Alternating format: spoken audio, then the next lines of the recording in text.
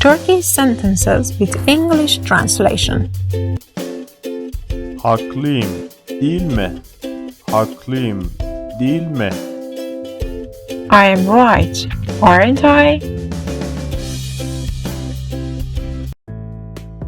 Turkish sentences with English translation. Kusura bakma, dalmışım. Kusura bakma, dalmışım. I am sorry, I've zoned out. Turkish sentences with English translation. Sınavım geçeceğinden eminim. Sınavım geçeceğinden eminim. I am sure that you will pass the exam. Turkish sentences with English translation. Yalnız yaşamaya alışkınım. Yalnız yaşamaya alışkınım. I am used to living alone.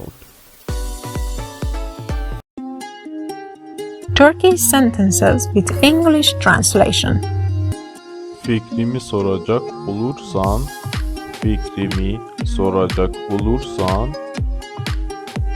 If you ask my opinion. Turkish sentences with English translation. sıkıntıdan patlıyorum. Sıkıntıdan patlıyorum.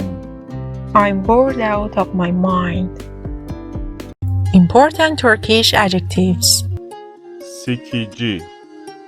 Ben sikici miyim? Am I boring? Sensiz burası çok sikici. It is so boring here without you. Sikici hayatıma hoş geldiniz. Welcome to my boring life.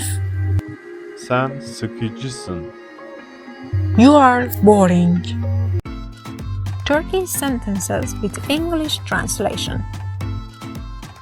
Hukuklu tencere. Hukuklu tencere. Pressure cooker. Turkish sentences with English translation. Fiyatlar artıyor. Fiyatlar artıyor. Prices are going up. Turkish sentences with English translation.